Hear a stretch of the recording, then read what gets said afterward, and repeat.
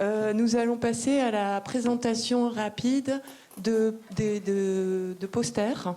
Donc ceux qui ont fait l'exercice pour préparer une présentation rapide, un slide, une figure, 1 minute pour présenter leur poster, nous les invitons à venir.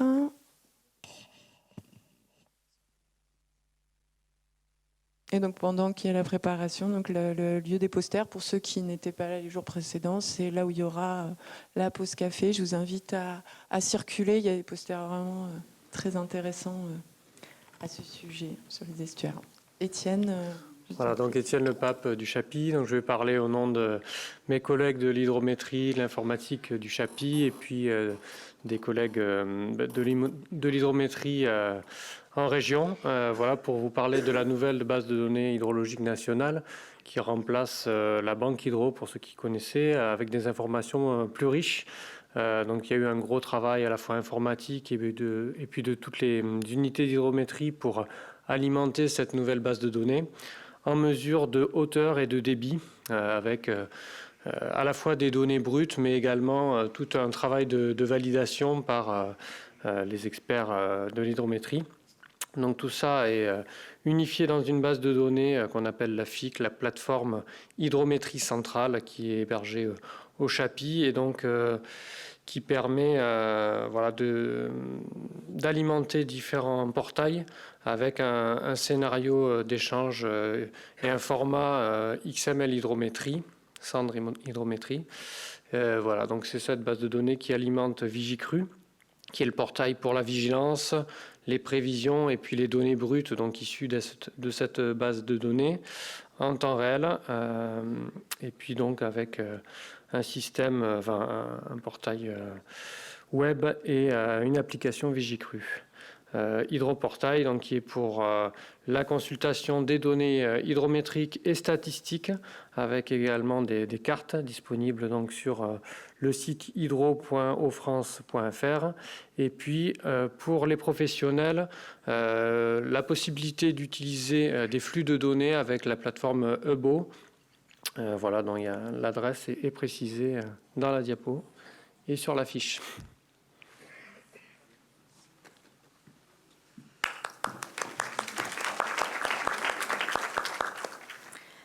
Bonjour, donc moi je suis Anne-Laure Tibéry, je travaille au CEREMA et je présente aujourd'hui un poster sur les résultats d'un travail de thèse que j'ai soutenu l'année dernière et qui avait pour objectif la réalisation de prévisions d'ensemble hydrologiques et hydrauliques pour la vigilance crue. Et donc là, le poster se focalise sur les prévisions d'ensemble hydrauliques.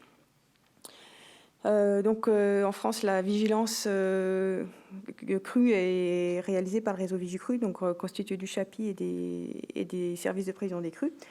Et le plus souvent, on utilise des modèles numériques chaînés pour réaliser la vigilance. Donc on a un modèle météo qui prévoit des pluies et des températures, qui alimente un modèle hydrologique qui prévoit des débits et l'amont des bassins versants. Et puis, de plus en plus de modèles hydrauliques se mettent en place, ce qui permet de prévoir des débits et des hauteurs d'eau aux stations de vigilance qui sont gérées par les services de prévision des crues. Naturellement, on a des incertitudes qui sont présentes à chaque étape de cette chaîne de modélisation, ce qui fait qu'une approche déterministe est peu fiable. Et donc, c'était l'objet de ma thèse, c'était de développer des méthodologies pour générer des prévisions d'ensemble hydrologiques et hydrauliques, et dans un contexte de prévision chaînée, et faire une évaluation dans un contexte opérationnel. Donc, moi, j'ai travaillé sur le bassin versant de l'Audet, qui est dans le Finistère Sud. Donc, on a une modélisation hydrologique avec 3 sous-bassins versants amont, et ensuite, on a un modèle hydraulique sur la partie aval du bassin versant. Et du coup, le poster se focalise essentiellement sur les résultats obtenus à la station Palais de Justice, qui est une station sous influence maritime. Du coup, la méthodologie qui a été développée pour l'hydrologie, pour l'hydraulique, c'est la même. Donc, tout d'abord, une étape de quantification d'incertitude des modèles. Et une fois qu'on a les résultats de cette quantification d'incertitude, 2 méthodologies qui ont été développées. Une méthode qui est basée sur l'assimilation de données ensemblисtes, et une autre méthode qui est basée sur une calibration statistique d'ensemble brut. Voilà, donc je vous invite à venir voir le poster pour plus d'informations sur les résultats obtenus.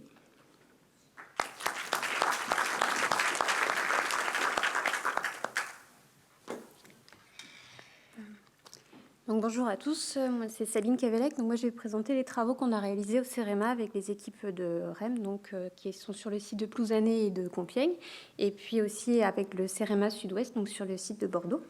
Donc c'est les résultats d'un modèle RIG, donc c'est le référentiel inondation Gironde.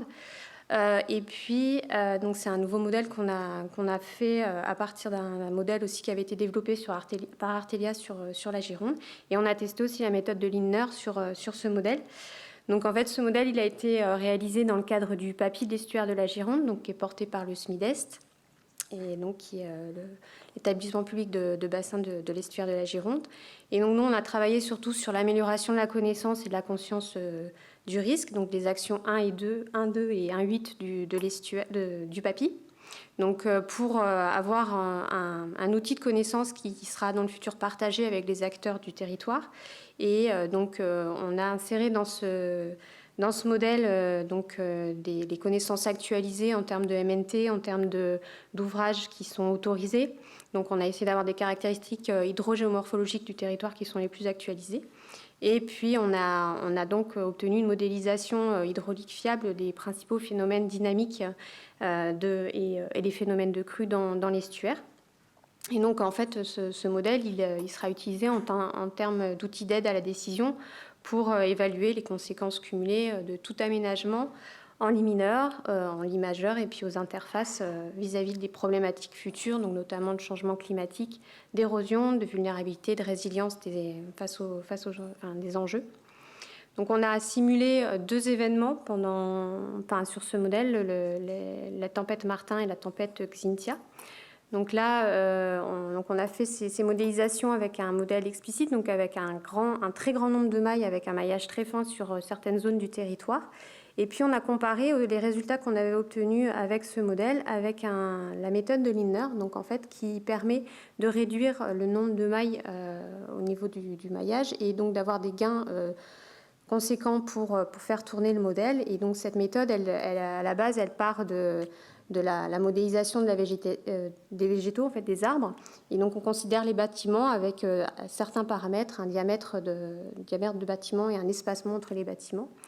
Et donc si vous voulez en savoir plus, il faudra venir voir le poster. Voilà.